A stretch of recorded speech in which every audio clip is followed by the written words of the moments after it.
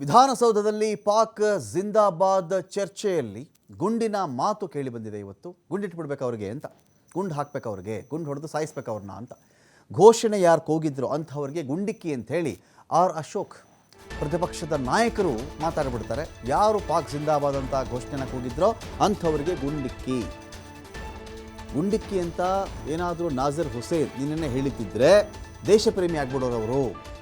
ನಿನ್ನೆ ನಾಜರ್ ಹುಸೇನ್ ಅವರು ಗುಂಡಿಟ್ಬಿಡಿ ಅಂತ ಹೇಳಿದ್ದಿದ್ರೆ ದೇಶಪ್ರೇಮಿ ಆಗ್ಬಿಡ್ತಾ ಇದ್ರು ಅವರು. ನಾಜರ್ ಹುಸೇನ್ ಅರೆಸ್ಟ್ ಮಾಡಿ ಅಂತ ಆರ್ ಅಶೋಕ್ ಒಂದು ಕಡೆ ಹೇಳ್ತಾರೆ. ನಾಜರ್ ಹುಸೇನ್ ಹೇಳಿಲ್ವಲ್ಲ, ಆ ಥರ ಗುಂಡಿಡಿ ಅಂತ ಹೇಳಿಲ್ವಲ್ಲ ಅವರು. ಅದಕ್ಕೆ ಅವ್ರನ್ನೇನು ಮಾಡಬೇಕು ಅಂದರೆ ಅರೆಸ್ಟ್ ಮಾಡಬೇಕು ಅಂತ ಅಶೋಕ್ ಮಾತನಾಡ್ತಾರೆ. ತನಿಖೆನೇ ಆಗದೆ, ಚಾರ್ಜ್ ಶೀಟ್ ಕೂಡ ಫೈಲ್ ಮಾಡದೆ ಶಿಕ್ಷೆ ಕೊಡೋಕ್ಕಾಗುತ್ತಾ ಈ ದೇಶದಲ್ಲಿ? ಯಾವ ಕಾನೂನು ಹೇಳಿದೆ ಆ ಥರ?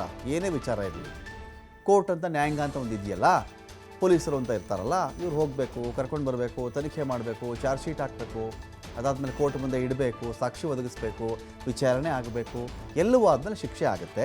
ಆದರೆ ಇಲ್ಲಿ ನಿನ್ನೆ ಹೇಳಿರೋದಕ್ಕೆ ಇವತ್ತೇ ಗುಂಡಿಟ್ಬಿಡ್ಬೇಕು ಅವ್ರಿಗೆ ಎನ್ನುವ ಮಾತು ಅಶೋಕ್ ಅವ್ರ ಕಡೆಯಿಂದ ಬಂದಿದೆ. ಹಾಗಾದರೆ ಅಶೋಕ್ ಅವರ ಈ ಸೂತ್ರನೇ ಅನುಸರಿಸೋ ಪ್ರಕಾರ ಆದರೆ ಮಂಡ್ಯದಲ್ಲಿ ಪಾಕ್ ಜಿಂದಾಬಾದ್ ಅಂತ BJP ಕಾರ್ಯಕರ್ತರೇ ಕೂಗಿದ್ರಲ್ಲ, ಅವ್ರಿಗೆ ಯಾಕಪ್ಪ ಗುಂಡಿಟ್ಟಿಲ್ಲ ಅಂತ ಒಂದು ಪ್ರಶ್ನೆ ರೈಸ್ ಆಗ್ತಾ ಇದೆ. ಕಾಂಗ್ರೆಸ್ನವರು ಕೇಳ್ತಾರೆ ಅದನ್ನು. ಮಂಡ್ಯದಲ್ಲೂ ಕೂಗಿದ್ರಲ್ಲಪ್ಪ ಪಾಕ್ ಜಿಂದಾಬಾದ್ ಅಂತ, ಗುಂಡಿಟ್ಬಿಟ್ರೆ ಅಶೋಕ್ ಅವರೇ, ಸರ್ಕಾರ ನಿಮ್ಮದೇ ಇತ್ತು, ಬೊಮ್ಮಾಯಿಯವರೇ CM ಆಗಿದ್ದರು, ಗುಂಡಿಟ್ರ ನೀವು ಮಂಡ್ಯದಲ್ಲಿ? SP ಕಂಪ್ಲೇಂಟ್ ಹೋಯಿತು, ಅನಿಲ್ ಎನ್ನೋರು ಕಂಪ್ಲೇಂಟ್ ಕೊಟ್ಟರು ಮಂಡ್ಯದಲ್ಲಿ, ಶ್ರೀರಂಗಪಟ್ಟಣದಲ್ಲಿ ಜೋರಾಗಿ, ಈ ಕಡೆ ಮಂಡ್ಯದಲ್ಲಿ ಎಲ್ಲ ಪ್ರತಿಭಟನೆಗಳು ಮಾಡ್ತಾ ಇದ್ರಲ್ಲ.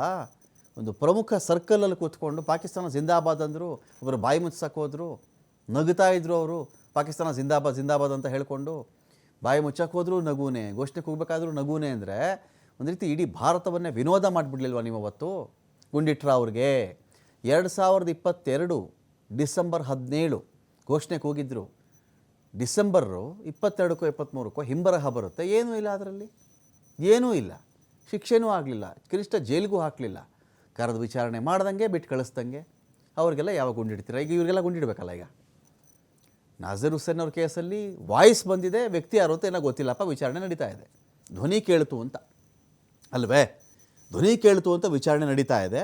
ವಿಚಾರಣೆ ಮಾಡಿ ತಪ್ಪಿದರೆ ಶಿಕ್ಷೆ ಆಗಲಿ ಅವ್ರಿಗೆ, ಗುಂಡಿಟ್ಬಿಡಿ ಅಂದ್ಬಿಟ್ರೆ ಇಲ್ಲಿ ವಿಡಿಯೋ ಸಮೇತ ಇದೆಯಪ್ಪ. ವಿಡಿಯೋ ಸಮೇತ ಇದ್ದಾಗ ಇವರಿಗೆ ಯಾವಾಗ ಗುಂಡಿಡೋದು? ನ್ಯಾಯ ಅಂದರೆ ನ್ಯಾಯ ಅಲ್ವೇ? ಯಾರು ಪಾಕಿಸ್ತಾನ ಜಿಂದಾಬಾದ್ ಅಂತ ಹೇಳಿದ್ರು ಅವ್ರಿಗೆ ಗುಂಡಿಡಬೇಕು ಅನ್ನೋದಾದರೆ ಇಂಥವ್ರಿಗೆ ಗುಂಡಿಡಬೇಕಾ ಇಡಬಾರ್ದಾ ಇವಾಗ ಅಂತ ಚರ್ಚೆ ಶುರುವಾಗಿದೆ ಅಲ್ಲಿ. ಅವತ್ತು ಅಧಿಕಾರದಲ್ಲಿದ್ದಂಥ BJP ಮಂಡ್ಯ ಕೇಸನ್ನೇ ಮುಚ್ಚಾಕ್ಬಿಟ್ಟಿತ್ತು.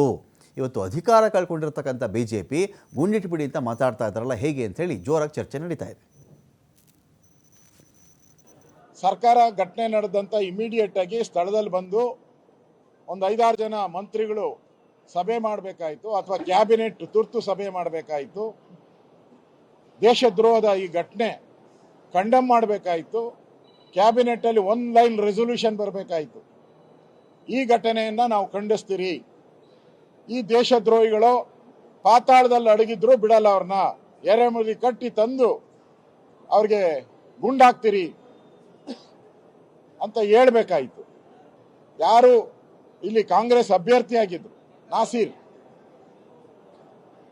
ಅವರು ಕೂಡ ಪಾಕಿಸ್ತಾನ ಜಿಂದಾಬಾದ್ ಅಂತ ಕೇಳಿದ್ದಾರೆ ಅಂತ ಮಾಧ್ಯಮದವ್ರು ಕೇಳಿದಾಗ ಅವ್ರ ಮೇಲೆ ಕ್ರಮ ಮಾಡ್ತೀನಿ, ಅವ್ರ ಮೇಲೆ ಗುಂಡಾರಿಸ್ತೀರಿ ಅಂತ ಹೇಳಿದೆ. ಮಾಧ್ಯಮದವ್ರನ್ನ ಅವ್ಯಾಚ ಪದಗಳಿಂದ ನಿಂದಿಸಿರುವಂಥದ್ದು. ಇವೆಲ್ಲವನ್ನ ಗಮನದಲ್ಲಿಟ್ಕೊಂಡು ಇವತ್ತು ಸರ್ಕಾರ ಕೊಟ್ಟಿರೋ ಉತ್ತರ ನೋಡೋಣ ಮಾಡೋಣ.